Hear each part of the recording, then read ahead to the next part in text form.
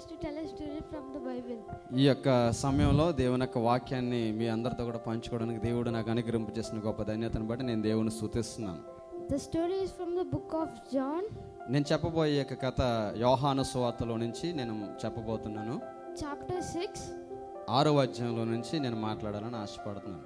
1 to 13 verses. నేను చెప్పబోయే యొక్క వాక్యం యోహాను సువార్త 1 నుంచి 13 వచనాల వరకు ఉన్నటువంటి సందర్భం. If you see Bible, మీరు బైబిల్ గ్రంథంలో చూసినట్లయితే you can see the same story.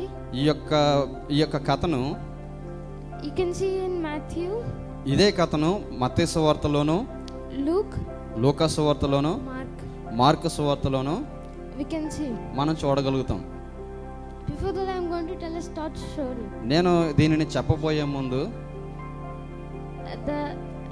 One day, నేను దీన్ని చెప్పబోయే ముందు ఒక కథను నేను చెప్పాలని ఆశపడుతున్నాను. Sorry, okay relax, take big breath.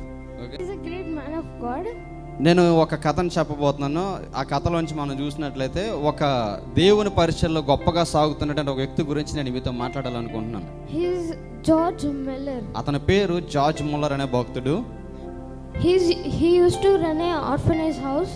అతను ఏం చేసేవారు అంటే అనాథల కొరకు ఒక అనాథ సరళాన్ని నడిపిస్తూ ఉండేవారు. One day, ఒకనొక దినాన్ని ఏమైందంటే there is no food for the children.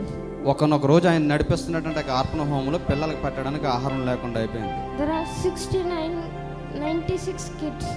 అప్పటికే అనాథ శరణాలయంలో 96 మంది పిల్లలు ఉన్నారు. వాళ్ళకి ఆహారం పెట్టడానికి వారి దగ్గర తగినటువంటి ధనము లేకుండా అయింది.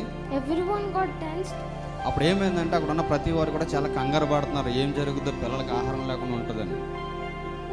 Then he has one option. అప్పుడు జార్జ్ ముల్లర్ ఏమనుకున్నాడంటే తనకి ఉన్నటువంటి ఒక్క ఆప్షన్ కొరకు వెతుక్కున్నాడు. Is that to pray? ఆయనకు ఉన్నటువంటి హ్యాబిట్ ఏంటంటే ఆయనకు వెళ్ళి ఏ సమస్య వచ్చినా సరే ప్రార్థన చేసుకుని దేవుని స్తుతించడానికి అలవాటు. He went to his room. ఆయన ఏం చేశారంటే ఆయన గదిలోనికి వెళ్ళి he prayed. వెంటనే ఆయన ప్రార్థన చేయడం మొదలు పెట్టారు. After some time, ఆ ప్రార్థన చేయడం మొదలు పెట్టిన తర్వాత ఏం జరిగిందంటే a woman came to him. ఒక స్త్రీ ఆయన దగ్గరకు వచ్చింది. Kept money on the table. ఒక స్త్రీ ఆయన దగ్గరకు వచ్చి ఏం చేసిందంటే కొంత ధనాన్ని తీసి ఒక టేబుల్ మీద పెట్టి, and she said, I got baptized into God. ఆయన చెప్పింది ఏంటంటే ఆ ధనాన్ని ఆ యొక్క టేబుల్ మీద పెట్టి చెప్పింది ఏంటంటే నేను యేసుక్రీస్తులోనికి బాప్తిసం పొందాను, I transferred into God.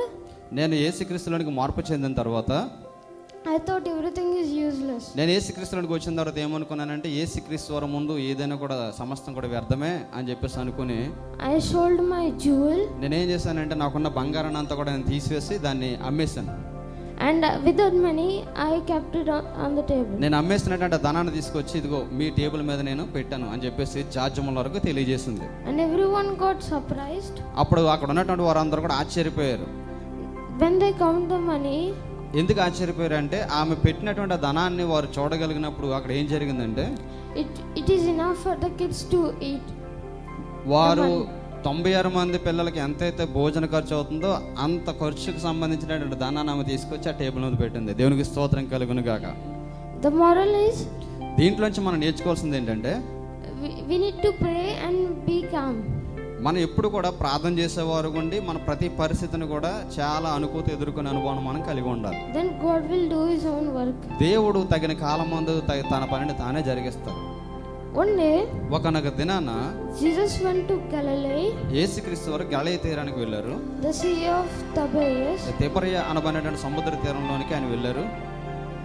A great people followed him. యేసుక్రీస్తు వారు ఎక్కడికి వెళ్ళినా సరే చాలా మంది ఆయన వెంటాడుతుండేవారు. ఎప్పటిలాగానే చాలా మంది జనాలు యేసుక్రీస్తుని వెంబడించారు. Because of he did miracles all the time. ఎందుకంటే యేసుక్రీస్తు వారు అక్కడికి వచ్చిన ప్రతి వారు కూడా అద్భుతాలు చేస్తూ ఉండేవారు. He went on a mountain. ఆయన ఏం చేశారంటే ఒక పర్వతానికి వెళ్ళి ప్రార్థన చేసుకుంటున్నారు. And sat with his disciples. అప్పుడు ఆయనతో పాటు ఆయన శిష్యులు కూడా ప్రయాణం చేసేవారు. He raised up his eyes. ఆయన కన్నులెత్తి చూసిన తర్వాత he saw great people came into him. ఆయన ఎక్కడికి వెళ్ళినా చాలా మంది ప్రజలు ఆయన వెంటాడుతుండేవారు కనుక ఆయన ఇప్పుడు ప్రార్థన చేసేటువంటి వాళ్ళు ఈ సమయంలో కూడా చాలా మంది ఆయన వెంబడించి చాలా మంది ఆయనతో పాటు సహవాసం చేస్తున్నారు. He said to Philip. అప్పుడు యేసుక్రీస్తు ఏం చేశారంటే వారు చాలా సమయం నుంచి ఆయన వెంబడించడం చూసి ఏమన్నారంటే వాళ్ళందరికీ కూడా భోజనం పెట్టమని శిష్యులకు ఆజ్ఞాపించారు. Then Philip said, we can't feed this many people with 200 pennies. యేసుక్రీస్తు వారు తన శిష్యుడైన పిలుపుని పిలిచి ఏమన్నారంటే, పిలుపు వీళ్ళందరికీ భోజనాన్ని సిద్ధం చేయండి అంటే, పిలుపు ఏమన్నాడంటే, వీళ్ళందరికీ పెట్టడానికి మనకి 200 దేనారాల కంటే ఎక్కువ డబ్బులు కావాలి, ఇది ఇంపాసిబుల్ అన్నాడు అనమాట. Then Peter's brother Andrews, అప్పుడు పేతురు యొక్క సహోదరుడైనటువంటి ఆంద్రే ఏమన్నాడంటే, there is a kid అక్కడ ఒక చిన్న పిల్లోడు ఉన్నాడు, got 5 breads, 5 barley breads and 2 small fishes. Sorry, ఆ చిన్న పిల్లవాడి దగ్గర 5 రొట్టెలు 2 చిన్న చేపలు ఉన్నాయని యేసుక్రీస్తు వారికి చెప్పాడు. Then Jesus said, bring it to me. అప్పుడు యేసుక్రీస్తు వారు ఏమన్నారంటే, ఉన్న వాటిని నా దగ్గరకు తీసుకుంటానని చెప్పారు. He prayed and thanked it ఆయన ఏం చేశారంటే కృతజ్ఞతాస్తుతులు చెల్లించి and told them to serve. కృతజ్ఞతాస్తుతులు చెల్లించి 5 రొట్టెలు చిన్న చేపలు 2 చేపలు తీసుకెళ్ళి ఏమన్నారంటే అక్కడ ఉన్న వారందరూ కూడా పంచిపెట్టమని చెప్పారు. After that, ఆ తర్వాత జరిగింది ఏమైందంటే 5 baskets was remaining after they ate fully. అక్కడ మనం చూస్తే అక్కడ ఉన్న వారందరూ కూడా తినివేగా ఇంకా చాలా మిగిలినట్లుగా వాక్యాలు మనం చూడగలుగుతాం. The moral of this story is, దీంట్లో నుంచి మనం నేర్చుకోవాల్సింది ఏంటంటే, the disciples got tensed. యేసుక్రీస్తు వారు తన యొక్క శిష్యులను కూడా అడిగినప్పుడు, ఏం చేద్దామని అడిగినప్పుడు they got tensed. వారు కూడా ఏమనుకున్నారంటే, ఇంతమందికి భోజనం పెట్టడం ఎలాగో మనకు సాధ్యం కదా అని అనుకున్నారు. But Jesus be calm and he prayed.